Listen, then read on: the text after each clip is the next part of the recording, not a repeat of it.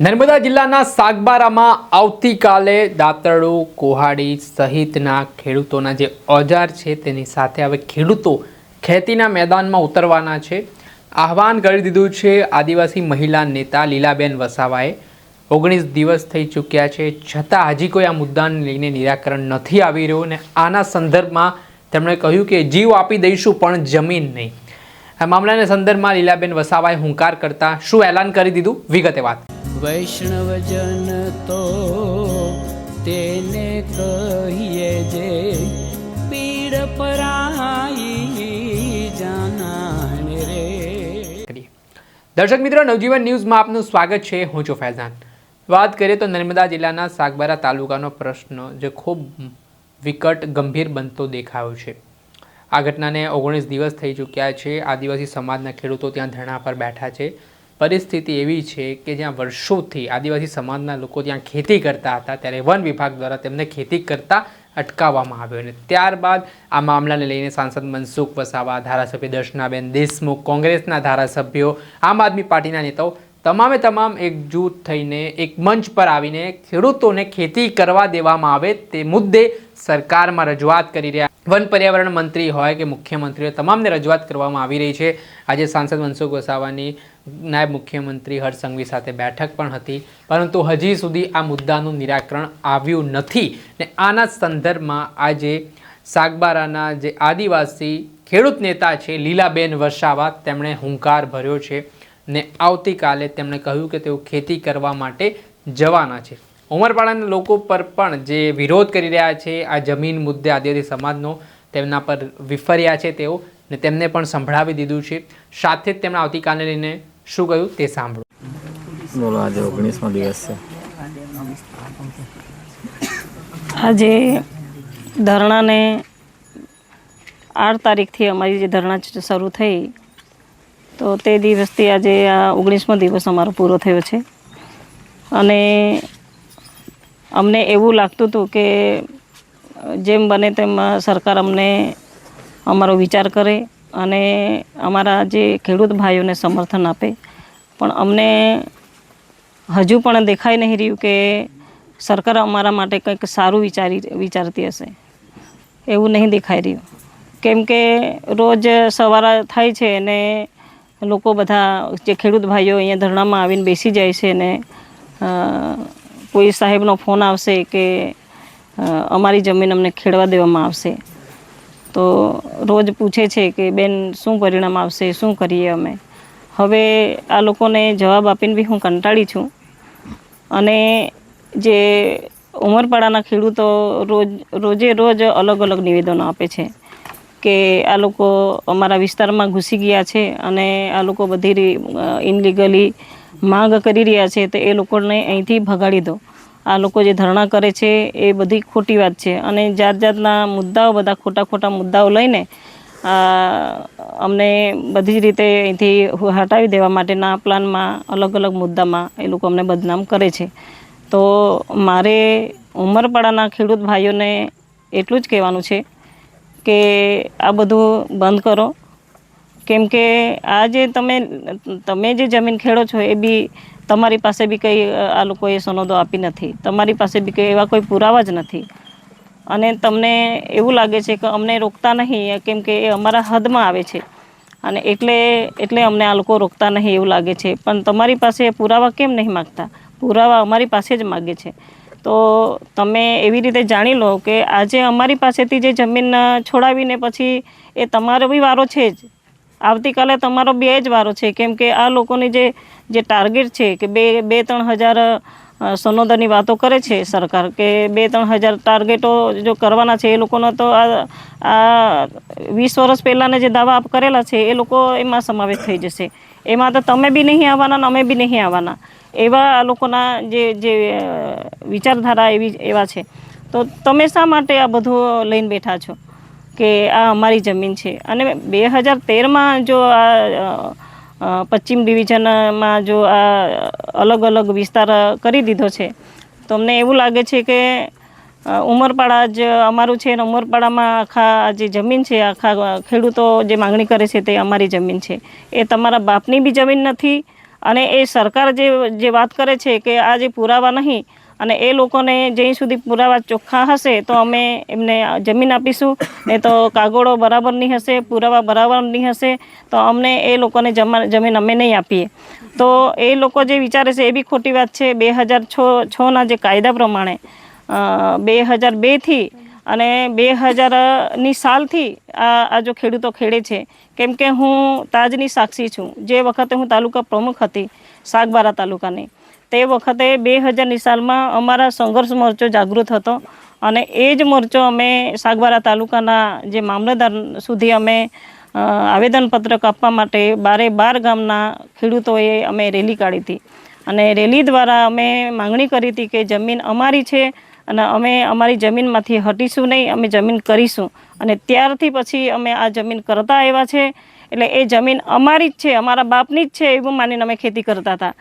પણ 2025થી આ લોકોએ જે અમારી પાસે જમીન ઝૂંટવી લેવામાં આવી છે અને અમારી પાસેથી જમીન ઝૂંટવીને પછી આ જે જંગલ ખાતું શું સાબિત કરવા માગે છે એ સમજ નથી પડતી. જંગલ ખાતાને તો કોઈ રાઇટ બનતું જ નથી. એ જંગલ ખાતાનો જમીન બી નથી, એ જાણી જોઈને જ પચાવી પાડવાની પેરવીમાં છે. એટલે જંગલ ખાતું જે બી કંઈક ફોરેસ્ટ એરિયાના અધિકારીઓ હોય, CCF હોય કે પછી ACF હોય, કાન ખોલીને સાંભળી લો. અમે આ જમીન છોડવાના બી નથી અને છોડીશું પણ નહીં. અમારી જાન ચાલી જશે પણ આ જમીન અમે છોડવાના જ નથી. આવતીકાલે મારા ખેડૂતોને મેં આહવાન કર્યું છે કે દિવસ નીકળશે એટલે અમે તમામ હળ, દાતરડા, કુહાડા લઈને અમારા જે આદિવાસીઓની જે સાધન છે, એ ઓજાર છે, એ લઈને અમે આવવાના છે અને આખી ખેતીમાં અમે અમારા કબજો જમાવવાના છે અને અમે ખેડવાનું શરૂ કરવાનું છે. આવતીકાલથી અમે ખેડીશું. જે આપણે સાંભળ્યા હતા લીલાબેન વસાવા. સાથે જ આ મામલે કોંગ્રેસના નેતા સંદીપ માંગરોલા પણ આદિવાસી ખેડૂતોના સમર્થનમાં સક્રિય જોવા મળી રહ્યા છે. આજે કોઈ રાજકીય પાર્ટીનો મુદ્દો નહીં પરંતુ આ આદિવાસી સમાજનો મુદ્દો છે ને વર્ષોથી આદિવાસી સમાજ જળ જંગલ જમીનનું સંચાલન કરતો આવ્યો છે. પરંતુ આજે તેમને જમીન ખેડતા અટકાવવામાં આવતા સંદીપ માંગરોલાએ શું કહ્યું તે પણ સાંભળો. 19 દિવસથી આ આંદોલન ચાલે છે. આ વિસ્તારના તમામ રાજકીય પાર્ટીના લોકો પણ આ આંદોલનના સમર્થનમાં છે. પણ જે રીતે સરકારની ઈચ્છા શક્તિ આ ખેડૂતોને જમીન આપવાની નથી અને જે પ્રમાણે ખેડૂતોને ગુમરાહ કરવામાં આવી રહેલા છે, છેલ્લા 19 દિવસથી ખેડૂતો આસ લઈને બેઠા છે. મનસુખભાઈ વસાવા સંસદ સભ્યની ઈચ્છા શક્તિ ઉપર, એમની નિષ્ઠા અને પ્રમાણિકતા ઉપર લેશ માત્ર પણ શંકા નથી. એમણે ખરેખર આ ધરણાને પૂરેપૂરું સમર્થન આપેલું છે. એમના પ્રશ્નોને પણ એમણે ઉચ્ચ કક્ષાએ પણ રજૂઆત કરી છે. પરંતુ એમની જ સરકાર એ આ ભોળા આદિવાસીઓની સાથે રમત કરી રહેલી છે. ખરેખર FRA એક્ટ 2006 હેઠળ જે દાવાઓ પેન્ડિંગ છે એ દાવાઓનો આખરી નિકાલ ન થાય ત્યાં સુધી એમને આ જમીન ખેડવાથી કોઈ પણ રોકી શકતું નથી. આજે બેનને હું અભિનંદન આપું છું કે 19 દિવસ પછી મોડે પણ એમણે આજે આહવાન કરી દીધું છે અને આવતીકાલથી આ જે દાવાવાળી જગ્યાઓ છે એના ઉપર આ ખેડૂતો ખેતી કરવાનું શરૂ કરશે. જંગલ ડિપાર્ટમેન્ટ કે સરકારના અન્ય વિભાગો, એ પોલીસ તંત્ર હોય કે કોઈ પણ હોય, એક પણ ખેડૂતને ખોટી રીતે હેરાન કરશે તો કાયદેસર રીતે એમની સામે પણ ગુનો દાખલ થશે. અમે પણ તમામ આગેવાનો, તમામ રાજકીય પાર્ટીના સંયુક્ત રીતે, આ કોઈ રાજકીય મુદ્દો નથી, આ આદિવાસીઓના જીવન નિર્વાહનો પ્રશ્ન છે. વર્ષોથી આ જંગલને જતન કરવાનું કામ આદિવાસી સમાજે કરેલું છે અને વર્ષોથી જ્યારે આ વિસ્તારની અંદર આદિવાસીઓ પોતાના હક અને અધિકાર માટે કાયદાની જે જોગવાઈઓ છે એ પ્રમાણે 20 દિવસથી લડત ચલાવે અને આ બેરી સરકાર, મુખ્યમંત્રી વિદેશ ગયેલા છે, આજે આવી જશે, કાલે આવી જશે, પરમ દિવસે આવી જશે અને ડેપ્યુટી CMના અધ્યક્ષ સ્થાને આજે મિટિંગ કરે છે અને જે પ્રમાણેના તગલકી ફરમાનો કરે છે એ આ આદિવાસી સમાજ અને આ ખેડૂતો ક્યારેય ચલાવી નહીં લે. માત્ર ને માત્ર બેને કીધું એમ કે આ જમીન એ આદિવાસી સમાજના અધિકારની જમીન છે, વર્ષોથી ખેડતા આવેલા છે અને 2006ના કાયદા હેઠળ એમને જે મળેલા અધિકારો છે એ પ્રમાણે આવતીકાલથી ખેડવાનું ચાલુ કરશે. જેની પણ તાકાત હોય એ આવીને આ ખેડૂતોને રોકી જુએ. જો રોકશે તો એની સામે કાયદેસરની કાર્યવાહી થશે.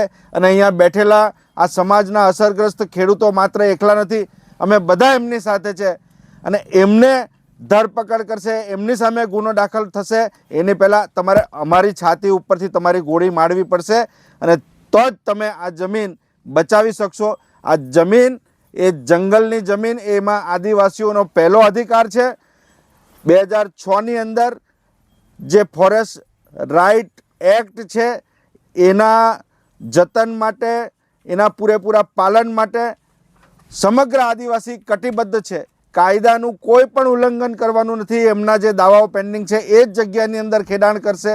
જે લોકોને સનદ મળી છે એ સનદવાળા ખેડૂતોને પણ ખેતી કરવામાં દેવામાં નથી આવતી. એમની પણ કાલથી જ ખેતી શરૂ થશે.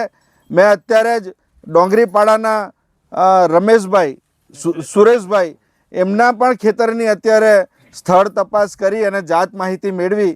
22 વર્ષથી તેઓના ખેતરની અંદર આંબા પણ ઊભા છે, આંબાના ઝાડ છે અને 100 જેટલી કલમો એમની એ ખેતરમાં ઊભી છે અને આમ છતાં આ જંગલ ખાતું એમને ખેતી કરવા નથી દેતું. આવું તગલકી ફરમાન અને આવી જો હુકમી એ ક્યારેય આ સમાજ સહન નહીં કરી લે. અમે એમની પડખે છીએ, કોંગ્રેસ એમની પડખે છે અને સમગ્ર રાજકીય પાર્ટીઓ જે આદિવાસી સમાજની પડખે છે એમને પણ અભિનંદન આપું છું. સંસદ સભ્ય શ્રી પણ જે આ કામની અંદર રસ દાખવી રહેલા છે. ભલે સરકાર ગમે તેમ કરીને આ આદિવાસીઓને ભોળવીને છેતરવાનું કામ કરશે, પરંતુ સમય આવશે ત્યારે દૂધનું દૂધ અને પાણીનું પાણી થઈ જશે. અને આવતીકાલથી બેને જે આહવાન કરેલું છે એ પ્રમાણે હું આ ખેડૂત મિત્રોને પણ વિનંતી કરું છું કે કાયદાની મર્યાદામાં રહીને આપણે આ જમીન ખેડવાનું શરૂ કરવાનું છે. અને કોઈ પણ રોકશે તો અમને યાદ કરજો, અમે આવીને ઊભા રહી જઈશું. તમે કહેશો તો કાલે પણ આવી જઈશું, પણ કોઈ નથી ગભરાવાની કે ડરવાની જરૂર નથી. જે આપણે સાંભળ્યા હતા સંદીપ માંગરોલા, તેઓ કહી રહ્યા છે કે જો આવતીકાલે અટકાવવામાં આવ્યા તો પછી એ અધિકારી કર્મચારીઓ સામે પણ અમે ફરિયાદ કરીશું. આને જ લઈને હવે મામલો છે તે ગરમાઈ શકે છે અને આવતીકાલે નવા જૂનીના એંધાણ સાગબારામાં જોવા મળી શકે છે. દર્શક મિત્રો, આવા જ વિડીયો જોવા માટે નવજીવન ન્યૂઝ જોતા રહો, લાઇક કરો અને વધુમાં વધુ શેર કરો, જેના કારણે તમને નવા અપડેટ નવજીવનથી જોડાયેલા મળતા રહે.